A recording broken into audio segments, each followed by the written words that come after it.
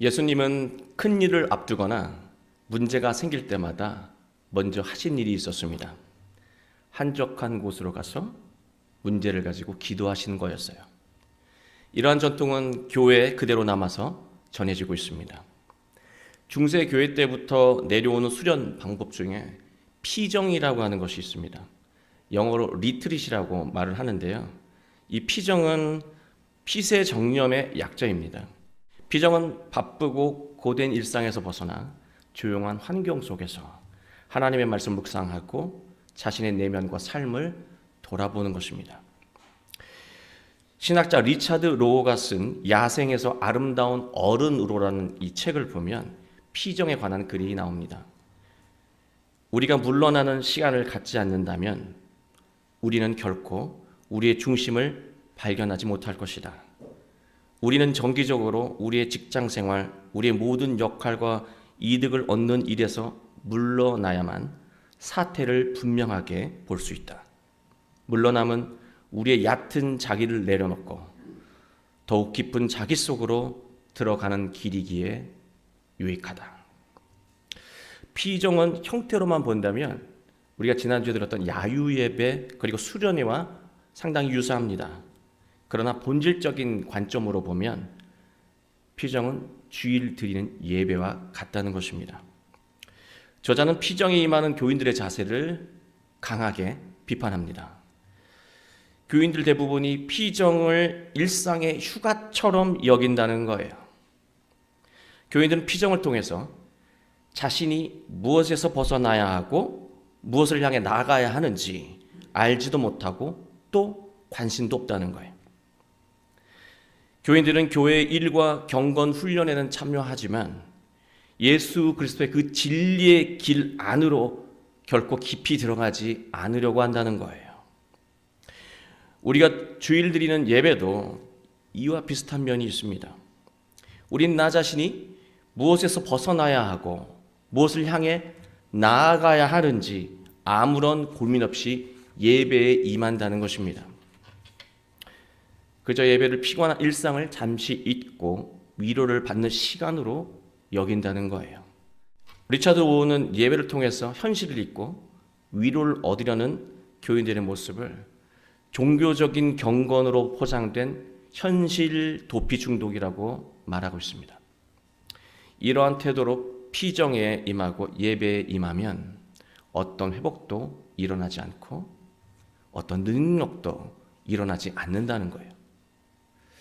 예배를 통해 회복이 일어나길 원하면, 능력이 생겨나길 진심으로 원하면 대결을 가지고 임해야 한다고 말합니다. 대결을 가지고 예배에 임해야 한다고 말해요. 저자가 말하는 대결이라고 하는 의미는 내적인 씨름을 말합니다. 예배에 임하기 전에 이미 내적인 씨름을 안고 예배에 임해야 거기에서 치유가 일어나고 능력이 일어난다는 말이에요. 우리의 내면에는 하나님의 말씀을 따르려 하지 않는 여러 마음이 있습니다. 주님의 자녀답게 살겠다는 철부지 같은 생각을 그만하고 제발 어른스럽게 현실적으로 이익이 되는 것부터 하라고 우리를 설득하는 그릇된 마음이 우리 안엔 가득하다라고 하는 거예요. 이러한 모든 마음들은 우리를 믿음에서 떠나게 하는 그릇된 마음들이에요. 우린 하루에도 여러 번 이러한 마음과의 대결에서 패배하고 무너집니다. 저자가 심각하게 보는 것은요, 신앙인들의 대부분이 자신이 이런 지경으로 살고 있는데도 문제로 여기지 않는다는 거예요. 이처럼 문제의식 없이 현실을 잊기 위해 예배하면 근본적인 해결도 일어나지 않지만 문제를 해결하는 능력도 주어지지 않는다는 말씀입니다. 삶의 문제를 잊으려고 예배하지 말고 문제의식을 가지고 예배에 임하라고 하는 거예요. 아무 생각 없이 예배에 임하지 말고 풀리지 않는 그 숙제를 가지고 예배에 임하라고 하는 거예요. 질문하지 않으면 답도 없다. 질문하지 않는 자에게는 답도 주어지지 않는다. 우리는 많은 문제를 안고 살아갑니다. 건강의 문제, 자녀의 문제, 직장의 문제, 그리고 풀리지 않는 관계의 문제. 이러한 문제들이 해결되지 않는 이유가 있어요. 문제와 대결하지 않기 때문입니다. 자신이 해야 할 대결을 하나님의 대결로 떠넘기기 때문이에요. 대결을 회피하거나 하나님께 미루는 것을 마치 믿음이 있는 것처럼 착각하기 때문에 일어나는 현상이에요. 큰일이 생기고 문제가 발생할 때마다 말씀을 묵상하며 씨름하셨던 예수님처럼 오늘 말씀을 통해서 자기 문제의 근본적인 답을 찾고 내면에서 일어나는 모든 대결에서 승리하게 되시길 주님의 이름으로 축원합니다. 시편 3편의 제목을 보면 다윗이 그의 아들 압살롬을 피할 때 지은 시다라고 되어 있습니다. 압살롬은 다윗의 아들 중에서 가장 돋보이는 아들이었습니다. 그러나 압살롬은 내면에서 일어나는 분노, 욕망, 조급함, 불안과 같은 마음을 이겨내지 못했습니다. 내면의 대결에서 패배한 것이죠. 그 결과 압살롬은 아버지의 왕위를 찬탈하기 위해 아버지를 대적했습니다. 내면의 대결에서 패배한 사람은 압살롬처럼 삶이 불의한 형태로 표출된다는 거예요. 시편 3편은요, 아들의 반역을 바라보는 다윗의 복잡한 심경과 그리고 하나님께 구원을 구하는 내용으로 되어 있습니다. 시편 3편이 놀라운 것은요, 다윗의 이 고백 안에는 오늘날 우리의 내면에서 일어나고 있는 대결의 모습을 그대로 재현하고 있다는 거예요. 다윗은 자신의 현실을 그대로 하나님께 고백하고 있는데 이 이야기를 다른 관점에서 본다면 오늘날 우리의 내면에서 일어나고 있는 대결의 모습을 그대로 보여주고 있다는 거예요. 그리고 이러한 우리의 내면에서 일어나는 대결의 문제들을 어떻게 해결해야 하는지 답을 제시하고 있는 시가 바로 이 시편 3편이라고 하는 거예요. 1절을 보시면 여호와여 나의 대적이 어찌 그리 많은지요 일어나 나를 치는 자가 많으니이다. 지금까지 수많은 적과 다윗은 싸웠습니다. 그런데 이제는 아들과 싸워야 하는 자신의 이 신세를 한탄하고 있습니다. 그런데 여러분, 여기서 대적이라고 번역된 히브리어 짜르라고 하는 단어는요, 대적, 적 이런 뜻도 있지만 내적인 고통, 슬픔, 고생이란 뜻이 있어요. 그게 짜르예요. 이러한 의미가 있다는 것을 감안한다면 이 구절이, 이 시가 내면에서 일어나는 일로 새롭게 해석할 수 있다라고 하는 것을 우리는 알 수가 있습니다. 우리의 내면에 존재하는 대적들, 나를 하나님의 자녀답게 살지 못하게 만드는 수많은 마음들, 감정들, 이러한 감정들은 우리를 강제로 꺾지는 못합니다. 그냥 우리에게 두려움을 안깁니다. 우리 마음속에 두려움이 생기면 하나님을 불신하기 시작하죠. 믿음의 자리에서 떠나게 됩니다. 다행히 우리가 내면에 있는 이 대적들을 싸워 이겼어도 시간이 지나면 이 대적들은 다시 일어난다는 거예요. 1절 말씀을 한번 보세요. 일어나 나를 치는 자가 많다. 어디서 일어나? 내 마음속에서 계속해서 이겨도 또 일어난다는 거예요. 내면에 도사리는 대적의 공격은 쉽게 멈추지 않는다는 것입니다. 2절 말씀을 보시면 많은 사람이 나를 대적하여 말하기를 그는 하나님께 구원받지 못한다 하나이다. 많은 사람들이요, 다윗을 바라보면서 네가 무슨 구원을 받겠어 라고 외치는 소리가 들린다는 거예요. 이 고백은요, 실제로 다윗 앞에서 말하고 있는 것을 다윗이 듣고 있는 것이 아니고요, 대적의 조롱이 마치 귓가에 들리는 것처럼 느껴진다라고 하는 거예요. 나쁜 상상이 멈추질 않는 겁니다. 여러분, 저는 다윗의 이 망상 같은, 환청 같은 이 상황을 보면은요, 사람의 궁지에 몰리면은요, 나쁜 상상이 끊이지 않고 나쁜 생각이 멈추질 않습니다. 나쁜 소리가 끊임없이 내 안에서 나를 향해 외친다라고 하는 거예요. 다윗이 그런 지경에 있었다라고 하는 것입니다. 다윗의 내면에서 이런 음성이 들렸을 것 같아요. 아들의 칼을 피해 도망치는 네가 과연 하나님의 구원을 말할 수 있겠냐? 그런 너에게 구원이 있겠어? 자기 자식 하나도 제대로 건사하지 못하는, 양육하지 못하는 네가 백성을 다스리는 왕이 될 자격이 있겠어? 사람은 누구나 실수하고 실패할 수 있습니다. 그러나 중요한 것은요, 우리가 실수하고 실패할 수는 있지만 패배감과의 대결에서 무너지면 안 된다는 거예요. 패배감이 우리를 향해 외치는 소리가 있습니다. 네 형편, 네 능력을 생각해서 잠자코 있어. 늘 패배감은요, 잠자코 있어.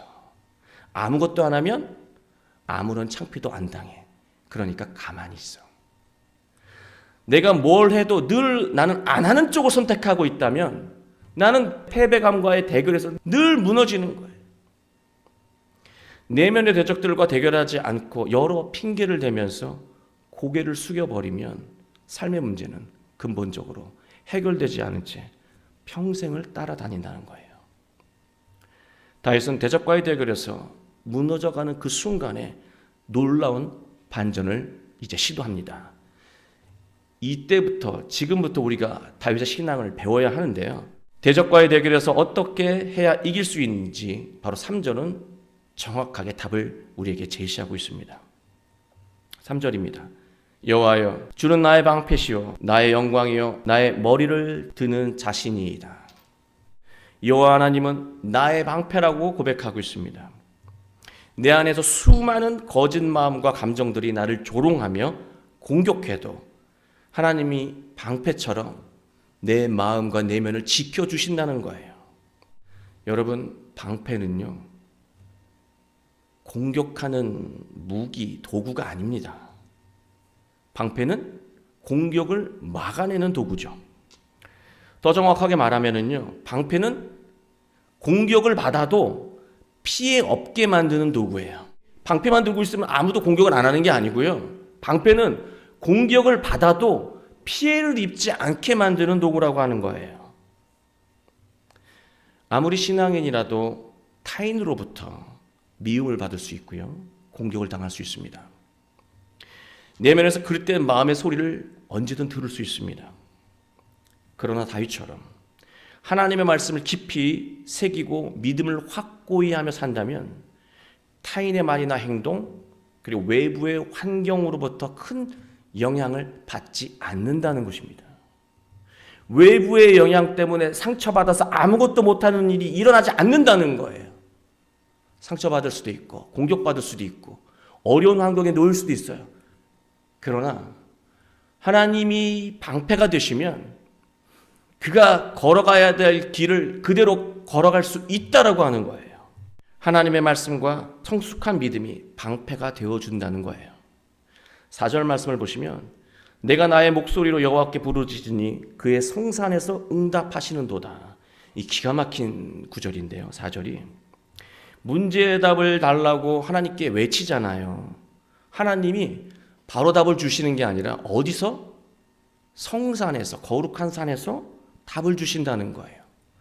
내가 교회에서 외치면 교회에서 답을 주시고 내가 가정에서 외치면 가정에서 답을 주시면 되는데 내가 외치는 장소가 중요한 것이 아니라 하나님은 성산이라고 하는 장소에서 답을 주신다고 말하고 있다는 것입니다.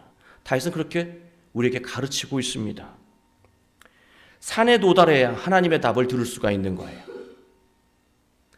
우리의 삶의 자리의 마음 자리가 산에 도달해야 하나님의 답, 우리 문제의 답을 들을 수 있다라고 하는 것입니다. 산은 무엇입니까? 하나님을 만날 수 있는 높은 차원이에요.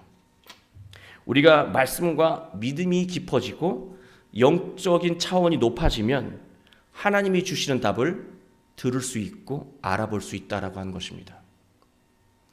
우리가 영적으로 미숙하잖아요. 하나님이 답을 주셔도 들을 수가 없어요. 내 마음이 성산에 올라가지 않고 거룩한 장소에 가지 않고 그대로 낮은 차원에서 하나님의 답을 구하면은요, 하나님이 답을 주셔도 들을 수가 없는 거예요. 그렇다면 우리의 마음 자리가 높아지기 위해서는 거룩한 성산에 도달하기 위해서는 어떻게 해야 합니까? 말씀을 배우고 묵상하고 새기고 내면하고 기도하고 순종할 때 우리의 마음 우리의 영의 자리가 성산에 이르게 되는 것입니다. 문제답을 들을 수 있는 수준이 되는 것입니다.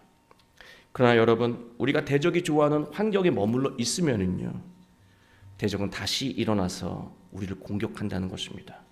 그렇다면 우리 내면에서 우리를 그릇되게 만드는 대적이 좋아하는 영적인 환경이 어떤 것일까요? 사람이 자신의 영광을 위해서 인생을 살면은요, 그 순간부터 세상 사람들로부터 공격을 받게 된다는 거예요. 여러분 생각을 해보세요. 어떤 타인이 나보다 더 빛나는 인생을 살기를 원하는 사람이 세상에 더 누가 있어요? 부모 말고 누가 있습니까? 인간의 영광을 우리가 구하려고 하는 삶의 자리를, 마음의 자리를 갖는 순간부터 세상 사람들은 나를 공격하기 시작한다는 거예요. 내면에 도사리는 대적들은요, 인간의 영광으로 우리를 쥐고 흔듭니다. 영광을 위해서 살아야지, 지금 놓치면 안 돼 라고 하는 것을 우리를 흔든다는 거예요. 대적이 제일 좋아하는 영적인 환경은요, 자신의 영광을 구하려는 마음이에요. 뭐든지 자기 자신을 앞세우려고 하는 마음을 갖게 되면 우리는 계속해서 대적들과의 싸움에서 시달릴 수밖에 없다는 것입니다. 그러나 모든 일에 하나님의 뜻을 드러내며 하나님의 영광을 위해 사는 사람은 그 어떤 대적과의 싸움에서도 이길 수 있다라고 하는 것입니다. 저는 3절 말미의 말씀을 읽고 마음이 뭉클해졌습니다. 하나님은 나의 머리를 드는 자신이이다. 저는 이 구절을 읽을 때 하나님이 저에게 이런 말씀을 하는 것 같았습니다. 얘야, 네가 살다 보면 실수하고 실패하고 낙심하고 좌절할 수 있지. 그렇다고 고개 숙이지 말거라. 내가 너와 함께하며 필요한 지혜와 힘이 되어줄 테니 이제 당당하게 고개를 다시 들어라. 하나님은 패배감과 또 무력감에 짓눌려 아무것도 안 하는 쪽을 택하려고 하는 우리에게 자신감을 주시며 다시 일으켜 세우신다는 거예요. 6절 말씀을 한번 보실래요? 천만인이 나를 애워싸 진친다 하여도 나는 두려워하지 아니하리이다. 얼마나 과장된 표현입니까? 당신 무슨 천만인이 다윗을 공격하겠습니까? 진을 치겠습니까? 표현이 과장됐지만 이 말엔 중요한 의미가 담겨 있습니다. 다윗이요, 그 두려움에 대적에 이 짓눌려서 내면의 이 조롱에 무너져서 흔들리고 있는 다윗이 자신감을 회복한 거예요. 세상이 나를 다 덤벼도 나는 두렵지 않습니다. 하나님은 나의 방패시고 나의 지혜이고 능력이시고 내 편이시고 내 고개를 다시 들게 하시는 분이기 때문에 나는 결코 두렵지 않다는 거죠. 자신감을 회복하고 있는 구절입니다. 이러한 자신감이 우리의 삶 가운데 있어야 하는 거예요. 이제 대적과의 대결에서 승리하는 구체적인 비결이 나오는데요. 7절 말씀입니다.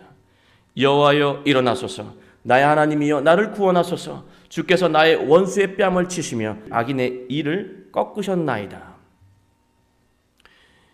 여호와여 일어나소서 할 때 일어나다라고 하는 단어가 쿰이에요. 예수님이 예전에 신약시대 때 말씀하신 거 있죠. 달리다 쿰, 소녀야 일어나라. 쿰이라고 하는 단어인데요, 이 쿰은 일어나다라고 하는 건 앞에 1절에서 악인이 다윗을 괴롭히기 위해서, 치기 위해서 일어나는 상황이었거든요. 근데 지금은 하나님이, 여호와 하나님이 일어나달라고 외치고 있습니다.